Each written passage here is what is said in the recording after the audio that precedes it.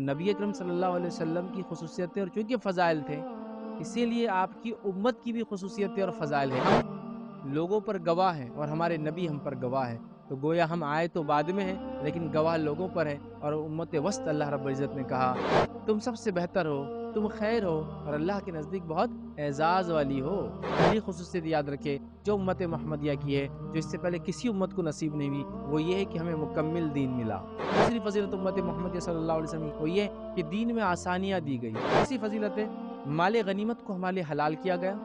چوتھی فضیلت یاد رکھیے ہماری مٹی کو ہمارے لیے پاکی کا ذریعہ بنایا گیا، تیمم کا ذریعہ بنایا۔ اور پانچویں فضیلت یاد رکھیے زمین کو ہمارے لیے سجدہ گاہ نماز کی جگہ بنایا گیا۔ چھٹی فضیلت اس امت کی بھول چوک اور دل کے خیالات پر اللہ تعالیٰ ہماری پکڑ نہیں کرتا۔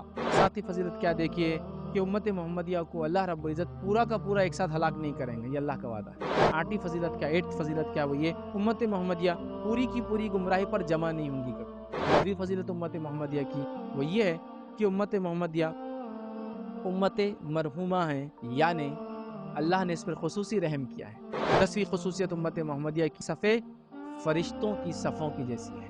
11ویں فضیلت اور خصوصیت کیا سنیے، امت محمدیہ دوسری امتوں کی نسبت کم عمل کرنے والی اور زیادہ ثواب پانے والی ہے۔ 12ویں فضیلت یہ کہ اللہ تعالیٰ نے ان کو یوم جمعہ عطا کیا۔ 13ویں فضیلت آتی ہے امت محمدیہ آخری امت ہے لیکن قیامت کے روز سب سے آگے ہوں گی اور سب سے پہلے ہمارا یہ فیصلہ کیا جائے گا۔ 14ویں بینیفٹ یہ فضیلت وہ یہ امت محمدیہ کی اعضائے وضو قیامت کے روز چمکنے والے ہیں۔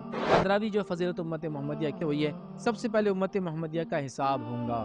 16ویں فضیلت امت محمدیہ کی کیا ہے، انبیاء علیہ الصلوۃ والسلام کے حق میں امت محمدیہ گواہی دینے والی۔ 17ویں خصوصیت امت محمدیہ کی کیا ہے، پل صراط پہ سب سے پہلے ہمارے نبی اور یہ امت عبور کریں گی، گزریں گی۔ 18ویں فضیلت امت محمدیہ کی وہ یہ ہے کہ زیادہ تر اہل جنت میں امت محمدیہ ہوں۔ 19ویں فضیلت وہ یہ ہے امت محمدیہ کے 4 ارب 90 کروڑ افراد جو ہے بنا حساب کتاب کی جنت میں جائیں گے۔ خصوصیتیں اور فضیلتیں انہی کو حاصل ہوں گی جو اس آخری نبی کے طریقے پر چل کر آئے۔ جب اس نبی کے اتنے فضائل ہیں تو ظاہر سی بات اس کے امت کے فضائل ہیں، اور یہ فضائل امت تبھی اٹھا پائیں گی جب اس نبی کے طریقے پر چل کر اس دنیا سے جائیں گے۔